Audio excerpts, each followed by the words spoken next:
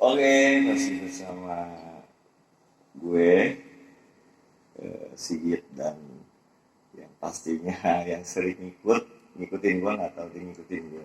Di mana-mana ada, di kulkas ada, di tempayan juga ada, yaitu Bunda Nova. Halo. Oke guys, kali ini gue mau ngebahas masalah tentang kita mendidik anak dalam berkeluarga. Setuju? Setuju. Kamu kan gitu sih kalau ngomongin anak. Iya, gimana dong? Harus bisa. Tapi bisa dong dari salah dulu. Insya Allah bisa. Oke, bisa. Oke guys, pertama-tama kalian yang berumah tangga, eh, dalam fasenya kalian berpacaran pasti dong. Itu yang memikirkan kepentingan kalian berdua ya. Mm-mm. Kepentingan kalian berdua. Nah, di berjalannya waktu kalian akan memiliki namanya itu anugerah dari Tuhan, yaitu seorang anak. Nah, Menikah dulu tapinya. oh iya pasti menikah. Jangan sampai nggak menikah. Nah, di situ kalian nanti akan dibagi waktunya antara keperluan kalian, keperluan pasangan itu ya pastinya akan mengalah demi waktu Seorang anak. Oh, nggak boleh ya, single. jenis single. Oh ya. Intinya maju di badan. Oh, maju di badan. Iya gitu. Hmm. Oke. Tadi sedikit ini ya, sedikit kabelnya keinjek mungkin. Kecet-kecet. Tapi titit ya. Jadi gini guys, buat lo ya, di sini yang nantinya lo akan membagi waktu lo, ya kan? Buat gua sendiri cowok, kadang membagi waktunya tuh mungkin tiga, ya kan? Yang pertama kerjaan, ya kan? Yang kedua kasih sayang istri, dan ketiga gua harus bisa membagi waktu gua dengan anak-anak gua. Nah buat Bunda sendiri nih, gimana sih? Ada nggak sih tips buat kalian-kalian yang mungkin pasangan muda yang baru memiliki satu anak gitu? Kadang kan ada yang suka yang kita begadang untuk jaga anak itu super PR banget sih bener ya. Lebih yang ya gue gantian sih sama dia yang pasti waktu malam gue yang lebih standby dia biar istirahat karena kalau seandainya dia nggak istirahat yang ada nanti mungkin sakit ya kali ya. Sakit. Ya, nggak apa-apa sih kalau sakit badan asal jangan sakit hati aja. Oke sakit hati guys. Emang sakit hati selama ini? Enggak sih. Nggak. Jadi gini guys, di saat di situ yang lu pengen jangankan nongkrong ya, mungkin lu buat ngopi atau ngerokok santai aja, itu waktunya mungkin bisa dibilang minim sih, apalagi itu anak pertama ya. Mungkin lu akan ninggalin itu semua deh, entah itu yang jahat, entah yang baik, intinya lu akan membagi waktu lu pengen cepet-cepet ketemu anak lu. Kayak gue kerja gitu seharian, gue buru-buru pulang, ya satu gue lebih pengen lihat anak gue gitu kan. Lihat aku kali. Ya itu dua-duanya. Nah makanya gue tanya ke Bunda, ya kan Bunda Nova. Hmm. Ini kan orang yang berada standby saat dimananya setiap hari dia di rumah gitu. Nah di saat gua kerja nih gitu kan. Apa sih yang lo lakuin di rumah itu bersama anak balita yang imut gitu, kan? Anak bayi yang imut. Ya, kebetulan kan anak bunda itu udah nggak Nah, ada yang balita lagi ya, sudah besar-besar. Dan ini kan kalau diomongin masalah menik pacaran, menikah, anak satu, di situ apa ya? Gimana caranya apa untuk mengasuh anak atau mungkin pendekatan sama anak gitu kan? Kalau misalnya aku ditanya eh, gimana caranya dan ngapain aja pas saat lagi sama anak, ya mungkin momen-momen yang masih kebayang sih pas dia masih kecil-kecil lah ya, maksudnya dari 3 tahun ke bawah, 4 tahun ke bawah yang lagi aktif-aktifnya itu, dari yang baru brojol sampai dia brojol. tuh dia brojol. Sapi ya? Enggak, dia muncrat lahirnya, enggak brojol. Nggak langsung Terus salto apa? jadi posisinya tuh lebih yang sama-sama kan, Mm-mm. gedein, terus yang apa, kalau untuk ngejagainnya juga yang kalau misalnya emang kondisinya suami kan kerja pasti dong otomatis dia juga capek, ya kita kan di rumah nanti siang kita bisa istirahat, gak terlalu Hmm. memaksakan juga untuk laki-laki jagain anak anak gitu, maksudnya karena posisinya lagi malam-malam itu kita capek, kita juga harus tahu juga kalau suami itu kan capek juga di kerjaan gitu, jadi nggak mesti harus gantian sama ya, pengertian aja sih sebenarnya. Kalau emang kiranya harus dia yang jagain ya kenapa enggak gitu kan, nggak ada masalah juga kalau laki-laki jagain. saling saling mengerti aja ya, Ngerti sih sebenarnya. guys, tuh saling ngerti. Jangan belum 40 hari udah lu tarik bagi, jangan guys, kasihan. Ya itu kan kalau ngomongin masalah anak yang masih di bawah balita gitu ya, maksudnya yang masih di bawah beda kalau usianya sudah besar gitu kan, mereka kan udah mandiri lah istilahnya. Terus bukan berarti yang kita cuek-cuek aja, tetap ada perhatiannya. Cuman kadang itu kalau misalnya satu lagi ya nih, ibu rumah tangga tuh jangan dibikin senewan aja, misalnya kalau lagi ada masalah kadang atau mungkin capek atau gimana, lebih yang mungkin emosinya larinya kadang nih jujurnya ke anak sih gitu. Oh, jangan guys, jangan. Sebenarnya Dia ke sering anak, sering gomelin, gitu. sering gomelin. Lu emosi sama gua atau mungkin lu emosi sama yang lain, jangan pernah lu lampiasin ke anak. Anak gak salah. Nah ini kan pengalaman pribadi ya, nggak tahu juga yang di luar sana itu punya pengalaman pribadi atau enggak, tapi sih sebenarnya kalau emang punya pengalaman pribadi yang seperti itu ya seharusnya balik lagi ke pasangannya, gimana mood kita biar enak dan gimana kita komunikasi. Jadi jangan sampai nanti kayak bunda gitu loh, maksudnya lebih yang marah bawahnya ke anak, emosi ke anak, kan nggak bagus juga buat anak gitu kan. Itu selalu gua bilangin ke dia ya lu salah caranya. Mendingan lu pukulin gue atau mungkin lu percaya Iya yang nggak paling pukuli kiri. juga ya kan. Ya enggak. Tapi gini guys, saran aja. Jadi gini, kalau lu ada trouble di saat anak itu ada, tolong segala sesuatunya jangan di depan anak itu ya. Entah lu cekcok, entah itu lu otot-ototan, entah lu emosi, tolong lebih jangan di depan. Karena mengganggu psikis perkembangan anak itu sendiri. Ya, kalau bisa nggak perlu lihat kejadian seperti itu. Contoh gini, kadang gue sama istri gue, kalau gue lagi kesel senewan gitu kan ya. Gue sih dengan bahasa tetap gue depan anak-anak manis gitu kadang ya. Yubi, kita keluar dulu sebentar nyari bakso atau gimana. Itu di luar gue maki-maki men, iya gue sumpah, gue tunjuk-tunjuk kalau perlu. Cuman, tapi di sini nggak ada depan anak gitu. Jadi jangan sampai anak itu nggak nyaman melihat keadaan sekitar rumah gitu guys. Kamu kaku banget ada perasaan dah. Ini Enggak. lagi dibahas masalah anak atau masalah kita sih sebenarnya. Enggak, ini mungkin ada yang mengalami seperti kita, tapi kalau bisa jangan. Terus kalau bisa kita udah selesai di luar nih, kita udah tuntas sudah segala macam. Nah tolong sampai rumah jangan kalian bahas lagi, iya kan? Di rumah itu udah kembali seperti itu sedia kala, dalam arti ya biasa tanpa ada masalah gitu. Jadi itu sih lebih bagus saran gue gitu ya. Kadang kan orang udah gak mau mandang namanya udah emosi, kita gak tahu tempat atau gimana. Selagi kita bisa tahu atau mungkin wah gue mau emosi nih, ya udah pakai cara itu guys, tolong gitu kan. Ya kalau bisa sih jangan pakai emosi. Jangan pakai emosi. Apapun ya namanya rumah tangga kan ada aja masalahnya ya. Pasti ada. Tapi kalau bisa kan lebih yang emosi kita bawa keluar gitu ya, kalau bisa jangan pakai emosi dan adem ayem aja deh. Nah di saat kita membicarakan tentang anak yang menjadi pribadi yang sederhana, ya lebih mudah. Jangan sampai gini, kita mungkin rumah tangga kita mendapati lingkungan tetangga atau mungkin masyarakat lain.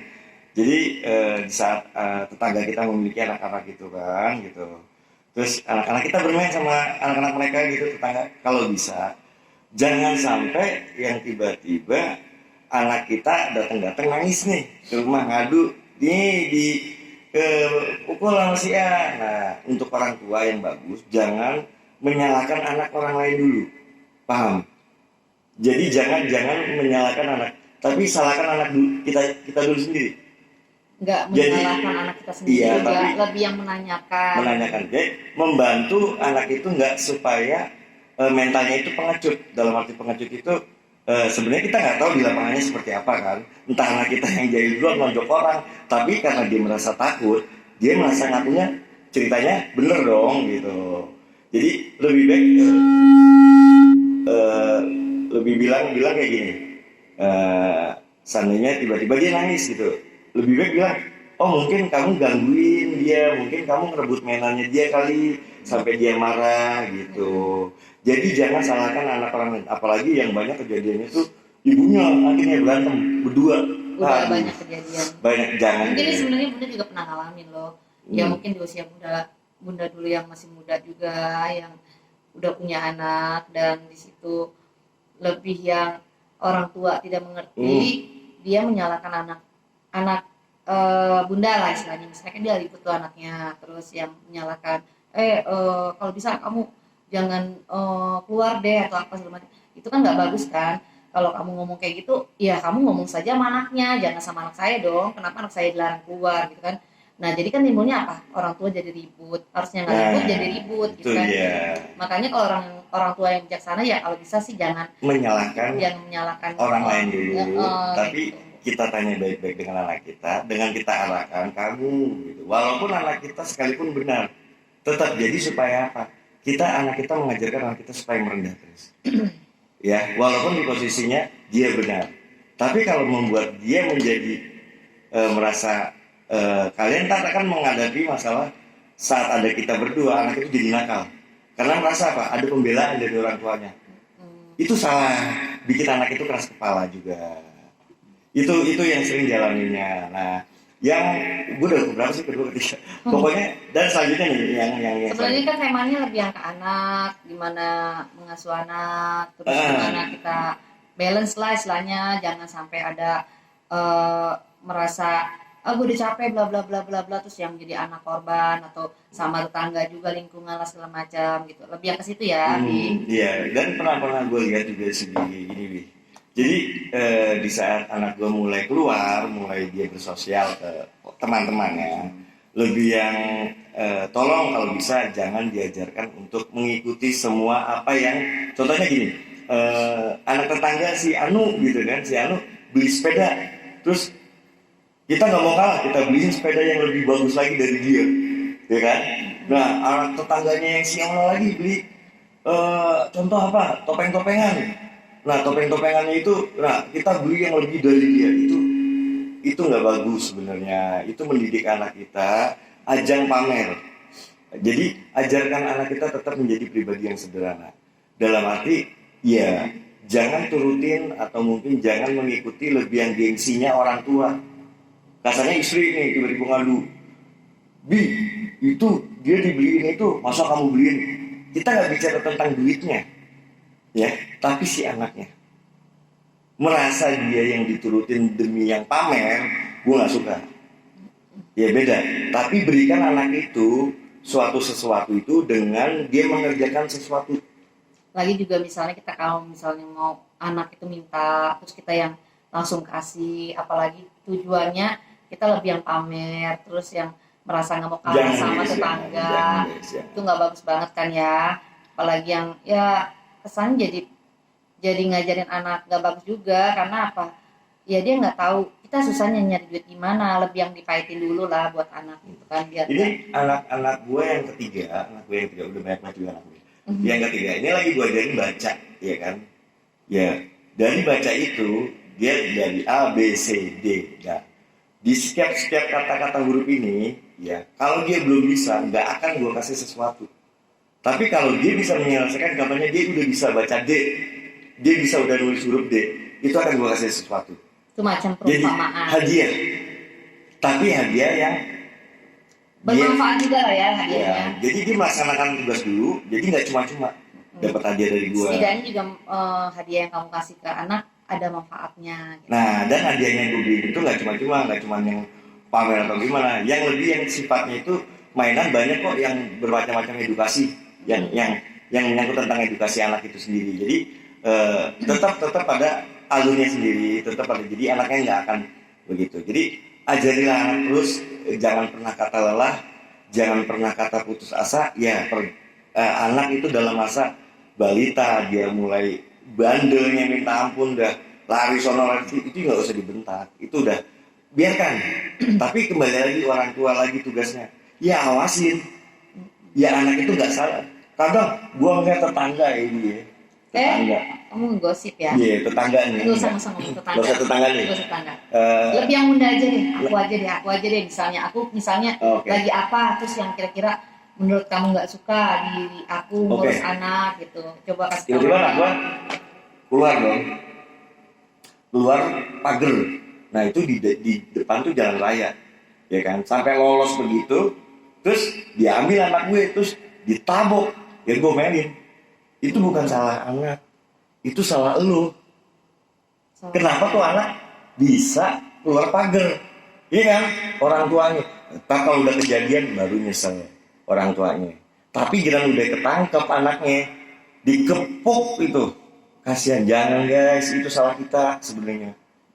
Tapi merasa apa? Itu anak bikin deg-degan orang tua sebenarnya. Ya sebenarnya itu emosi sesaat orang tua ya, karena ngerasa ada sih yang bisa ngejalanin peran ibu itu dengan sabar, ada juga yang mungkin dia capek terus yang ngerasa aduh kelepas, terus yang ditarik langsung kamu tuh bandel gini segala macam. Sebenarnya dia lebih yang hatinya tuh juga nangis, nggak sejahat itu juga orang tua, tapi kan pandangan orang lain tetap yang pasti negatif. Ini ngapa sih orang tua kok udah kena, udah lu salah, kenapa sih harus dipukul gitu kan? Ya. Pasti tetap tanggapan orang Hindari lain tuh pukul ya, lebih hindari yang pukul. jelek sama kita orang tuanya. Ajarin tegas tapi tanpa memukul. Mungkin kalian ngerti. Intinya tegas. Nah, di sini yang satu ini yang paling gue nggak suka dan paling gue benci buat ibu-ibu yang lainnya deh.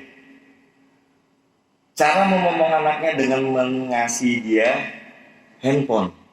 Ingat guys, salah besar. Bukan berarti dia anteng, bukan berarti dia betah di rumah. Banyak dampak negatif buat anak-anak yang kiranya orang tuanya ngomongnya lewat handphone. Yang pertama gue kasih tahu anak itu, yang pertama pasti kesehatan, itu mengganggu, ya kan, dari mata. Karena di layar HP itu, ya kan, di layar HP itu radiasinya sangat kuat. Jadi apalagi buat anak yang kecil yang masih sehat, yang harusnya dia nantinya akan bagus penglihatannya, di situ dirusak oleh radiasi dari HP itu sendiri. Asli nih. Kamu gini aja deh. Sebenarnya tuh Bunda mau cerita. Bunda itu udah ngerasa gagal, bukan gagal sih sepenuhnya gitu. Lebih yang ngerasa, aduh, jadi ibu itu nggak sebarang jadi ibu, karena perannya itu, moralnya itu, terus cara ngedidiknya itulah, pokoknya banyak dah. Jadi kalau ngomongin bahasanya Ponori mah ribet udah gitu kan. Kok gue jadi kayak gini ya? Nggak, maksudnya intinya Bunda ngerasain yang Bunda alamin sama anak Bunda gitu. Ya Bunda nggak ngerasa gagal sepenuhnya, tapi tetap Bunda ini harus tetap belajar sampai kapanpun. Namanya anak, ya anak, kita harus mendidik dia, ngomong dia, ngajarin dia, atau lebih yang mengawasi dia gitu kan. Itu nggak segampang yang kita kira gitu kan. Sampai ada omongan orang bla bla bla yang nanti anaknya sudah dewasa, mulai remaja gitu kan. Itu makin remaja, makin dewasa, makin tanggung jawab kita makin gede. Satu lagi, bukan karena apa ya, kita ngasih kesenangan sama dia, tapi lebih yang moralnya dia, akhlaknya dia, itu tanggung jawabnya bukan sama dunia doang, tapi sama akhirat juga gitu. Jadi makanya Bunda tuh pengen lebih yang Abi itu cerita masalah anak, lebih yang pengen ngasih tahu kalian sebagai ibu dan Bunda juga, jangan sampai permasalahan pribadi lari ke anak. Terus jangan sampai apa yang kamu kejar di dunia ini anak dilupakan, tidak diawasi gitu. Benar nggak sih, Ebi? benar. Sebenarnya Di samping gitu. itu, kasihan nanti besarnya anak kita apabila dia tumbuh dengan handphone, karena dia nggak akan mengenal orang di sekitarnya. Ya, untuk interaksi ke orang lain itu sangatlah sulit. Itu jadi Komunikasinya nggak ada. buat dia bekal hidup, yaitu kita bisa berinteraksi dengan yang lain, ya kan, dengan yang positif. Di situ dia enggak lebih yang fokus ke handphone. Nah, jangan sampai penyesalannya itu, udah banyak kok korbannya yang jadi penyesalan buat kalian yang kiranya anaknya sudah akan seperti itu. Tapi jujur ya guys, nih teman-teman ibu-ibu, nih Bunda nih semenjak kenal Abi itu lebih yang mungkin bisa dibilang ngerem handphone loh. dulu yang biasa di sosmed, entah yang posting-posting. Mungkin kemarin tuh masih sempet update gitu kan. Ya mungkin kalau kayak gini bilang juga entah mak-mak alay atau lebay gitu ya. Sebenarnya pokoknya lebih yang semenjak kenal Abi, Bunda udah mulai mengurangi untuk pegang HP gitu. HP ini. Taruh guys, handphone itu ada masanya, ada waktunya. Hmm, Tapi suasana lingkungan keluarga, warna keluarga, isi keluarga itu akan indah kalau kita saling bicara face to face. Jadi bukan lewat HP. Ingat guys, sekali lagi jangan pernah mendidik anak itu lewat handphone. Ya kan? Nah, ngomong-ngomong handphone nih ceritanya. Ini panjang kalau anak. Lu mau kemana? Belum selesai. Udah Belum selesai, dong. belum. Itu tentang bicara tentang anak. Nah, yang terpenting untuk anak, ya kan? Yang pertama yaitu kedua udah gue sebutin. Ajari dia menghargai orang lain. Ya, supaya dia tahu batasan-batasan antara yang muda pantaran sampai yang tua. Jangan sampai anak kita attitude-nya sendiri buruk. Banyak yang orang tua akan lupa akan seperti ini. Contoh, kita ajak silaturahmi lah ke saudara kita ya. Ajarkan itu namanya salam. Cium tangan ke saudara-saudara.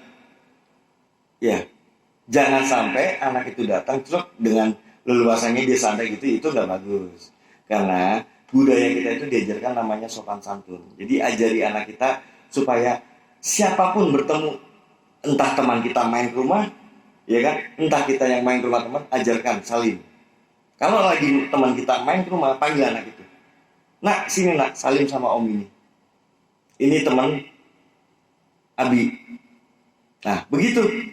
Jadi supaya dia nantinya akan terbiasa dengan menghargai orang. Sopan santun. Ya, jangan sampai, ya maaf, jangan sampai cuma ibadahnya doang nih. Banyak yang gojol-gojolin anak sholat, dibentak segala macam ya. Semua itu kita agama Islam ya kan. Wajib namanya ibadah ya kan. Tapi Tapi juga bagus. jangan sampai yang namanya ibadahnya rajin